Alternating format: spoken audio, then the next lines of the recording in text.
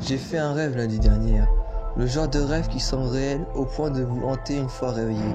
Certains détails du rêve étaient étranges. Vraiment trop étranges. Ça me semblait tellement vrai qu'il n'est même pas venu à l'esprit que cela pouvait être faux, que cela pouvait être que mon délire.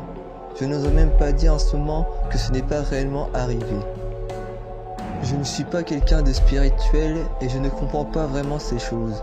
Mais je sais que quelque chose s'est produit. Je me sens comme si je revenais d'un endroit que je ne connais pas. Comme si j'avais vécu quelque chose bien consciemment alors que je dormais profondément. Trop profondément. Lorsque je me suis couché la nuit dernière, j'ai eu un pressentiment bizarre. Je me souviens bien de m'être senti surveillé alors que je tentais de m'endormir. Mais c'était beaucoup plus que ça. Je sentais que quelqu'un était avec moi, mais que je ne pouvais m'empêcher de m'endormir. Au début de ce rêve, je marchais sur la route, celle de ma maison, mais toutes les maisons des voisins étaient disparues. Il ne restait qu'une longue route vide, sans personne autour, sauf moi. Je ne sais pas ce que je faisais avant, ou même d'où je venais, mais j'avais une très forte envie de marcher. Il faisait froid et tout était sombre, mais je n'avais pas peur. J'étais heureux de ne pas être dans ma chambre. Après un temps, la route a changé, et je me suis retrouvé devant une intersection. Soudainement, je n'étais plus seul. Il y avait près de moi une silhouette, quelqu'un qui me semblait familier. Je suis content de vous voir, mais c'est dommage de se rencontrer ici, dit soudain cet homme d'une voix familière. Je savais qui il était. C'était un de mes amis d'enfance, mais il avait beaucoup changé. Il paraissait un peu plus jeune que moi, sa peau était très blanche et des scènes fortes apparaissaient sous les yeux.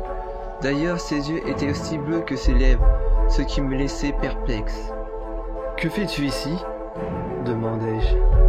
« Je suis venu vous avertir. » répondit-il. Naturellement, j'étais curieux de savoir ce qu'il voulait me dire.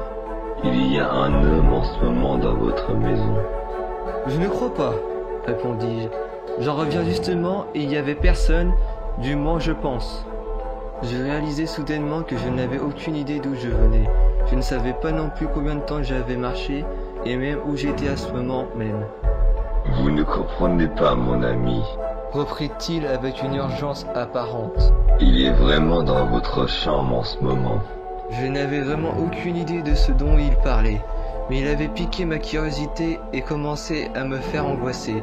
« Qui est-il » demandai-je. « C'est un démon, une bête glaciale venue tout droit des enfers. Il tourmente les gens la nuit, leur fait peur et les empêche de se reposer durant leur sommeil. Il les affaiblit avant de les dévorer sans aucune pitié. » Un démon. Je ne m'étais jamais intéressé à ce genre de choses. Je ne connaissais rien aux démons, mais je désirais en savoir plus. J'ai décidé de poser des questions. « Qu'est-ce qu'il fait ce démon ?» demandai-je incrédulement. Il commence par se faire remarquer par sa prochaine victime lorsqu'il change d'un autre à un autre. Lorsqu'il en a fini avec sa victime, il en repère une nouvelle.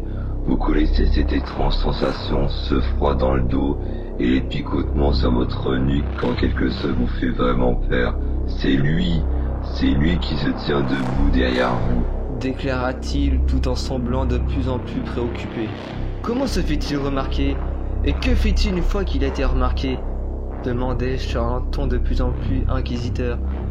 Mon ami dévia son regard et regarda le sol, puis au loin, il ne voulait vraisemblablement pas répondre à cette question. Il suffit de ne pas le laisser entrer. Que veux-tu dire ? Il sera là, maintenant et pour toujours. Il va marcher autour de ma maison la nuit, venir dans ta chambre et tenter de vous déranger. Comme il le fait maintenant. Vous êtes son hôte maintenant. Vous ne pouvez pas lui échapper. Il sait où vous êtes. Il vous suivra tout le temps. Répliqua-t-il. Mais je ne comprends pas. Comment puis-je l'empêcher d'entrer ? Mon ami regarda soudainement des deux côtés de la route. Il semblait troublé, comme si nous étions observés et qu'il craignait d'être entendu. Il se pencha vers moi et me dit tout bas. Lorsque vous le verrez, que vous l'entendrez, ou que vous le sentirez ce froid envahir votre corps, ne bougez pas, ne lui parlez pas, ignorez-le autant que vous le pouvez, avant qu'il ne vous envahisse complètement. Mais je ne comprends rien à ton histoire. Comment puis-je m'en débarrasser de lui? Vous ne pouvez pas! Me répondit-il d'une petite voix. Écoute, mon temps est écoulé. Sur ces mots, il me tourna le dos et partit sur la route en pressant le pas. Ton temps est écoulé? Mais qu'est-ce que tu veux dire? Pourquoi ton temps est écoulé? Criai-je dans la nuit alors que mon ami s'éloignait rapidement de moi. Mon temps est écoulé, Me répondit-il sans même se retourner. ne le laissez pas entrer. Ne lui répondez pas. Alors que je regardais cette vieille connaissance s'éloigner, une mystérieuse ombre semblait soudainement se détacher du paysage et commencer à poursuivre mon ami. Je tentais de lui crier, mais quelque chose m'empêchait de faire le moindre son. C'est alors que l'obscurité engloutit complètement la silhouette de cet homme. Je ne pouvais plus le voir.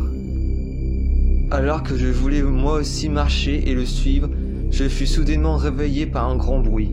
J'étais soudainement couché sur mon lit, tout habillé et avec mes chaussures. Je me souvenais assez bien d'avoir pris un bain et m'être couché sans vêtements. Mes chaussures et le bas de mon pantalon étaient pleins de terre. Mes pieds étaient endoloris et je pouvais entendre le bruit d'une sonnerie à côté de moi. C'était mon téléphone, c'est lui qui m'avait réveillé. Dans la confusion de mon réveil, je n'avais pas reconnu ma sonnerie et... Il faisait tellement froid dans ma chambre, mais je ne répondis pas. Me souvenant des paroles de mon ami, j'attendis qu'il cesse de sonner. L'air ambiant était glacial et le sentiment de me sentir observé était encore plus fort que lorsque je me suis endormi. Je pouvais entendre quelque chose bouger alentour de moi, dans ma chambre, mais je n'osais pas bouger. J'ai fermé les yeux et resté complètement immobile. Finalement, j'ai entendu des pas, comme s'ils marchaient par un couloir invisible, et à mesure que les pas s'éloignaient, la température revint tranquillement à la normale. Je ne sais pas ce qui s'est passé à mon réveil, mais si cette chose est réelle, comme mon ami l'a dit, je crains que cette chose revienne ce soir. J'ignore ce qui est arrivé à cet homme, j'espère seulement que les gens se souviendront de son avertissement. Si en lisant cette lettre vous ressentez un froid étrange, ne vous inquiétez pas. Si vous entendez des bruits étranges dans votre maison, ignorez-les. Vous ne pouvez pas vous permettre de les laisser vous trouver. Ne laissez pas entrer, ne lui répondez pas.